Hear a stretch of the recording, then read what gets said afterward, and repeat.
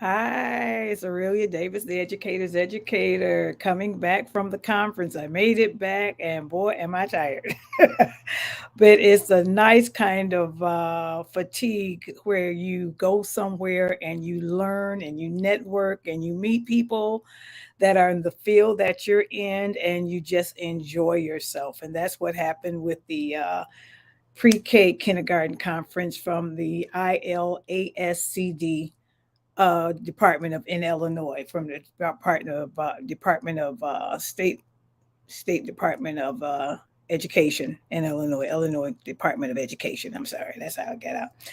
But in the meantime, it was fantastic. It started. It was a full day on yesterday, which was May 2nd, and then there was a half day. The conference ended today at about 2 o'clock, starting to wind down between 1:30 and 2 o'clock.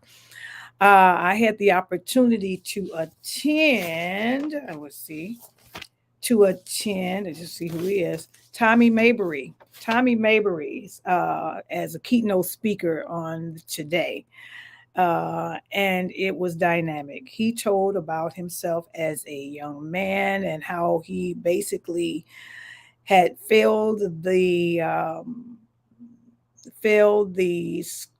failed education, and how education basically failed him. That's what I'm trying to say. And how he just met all kinds of oppositions growing up. And the way it was described, can even basically say some of this is happening with our children today.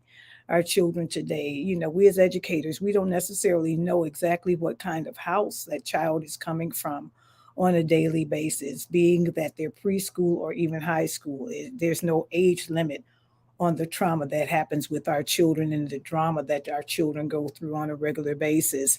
And so Tommy Mabry, he just spoke from his heart. He considers himself, he is a motivational speaker. He's a motivational speaker, and I'm gonna just be honest, he gave it to us raw. Okay, he gave it to us raw.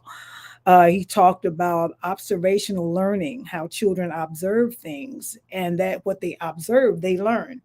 So if a child is looking at something that is observing something that is negative, most likely he's going to do some negative things, or he's going to present negative activities, that basically will belong to him. Or if a child is observing something positive, then most likely that's what they'll do also.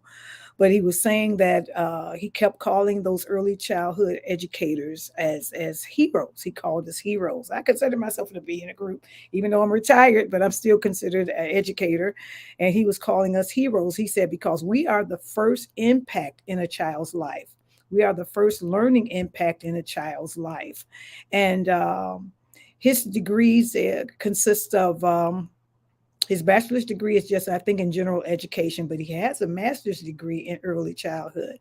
So he felt that that was important because he also wanted to make impact on young children in the ages of 2 and 3, 4 and 5. And so that keynote address was just so dynamic. I sat there just in awe and awe, and then I was able to take a picture with them later on, and I gave him my card to let him know who I was and the type of work I'm doing. So hopefully he'll get in touch with me. You never know. You never know. And then the other workshop that I attended was the STEAM for little people, STEAM learners, and this is a company that's coming out, starting to put together curriculums for preschool, STEAM curriculums for preschool. So they did not only stop at STEM, they went to the level of doing STEAM. And so they were giving us quite a few resources that we can tap into, and which was very good for me because that's the area that I'm working in with another group as to trying to create a curriculum for preschool, create a STEAM curriculum for preschool. That's something we're trying to do. So overall, my booth went real well. I think a couple of you may have seen some of my items on Facebook, and just thank you for just paying attention to me. I appreciate it. I appreciate it. But it was just a dynamic conference.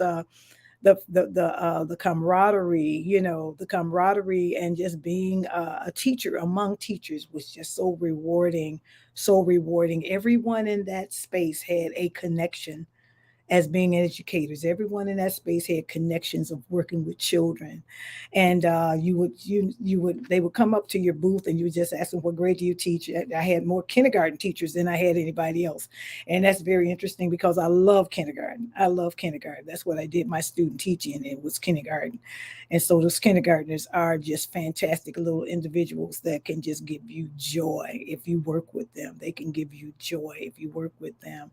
So this conference was very, very, very well attended.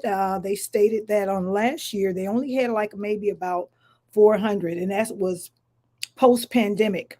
Post pandemic attendance, but this time they pulled in at least 1,600 individuals, and the teachers were excited. They stayed to the end. They went to all of the workout sections, sessions.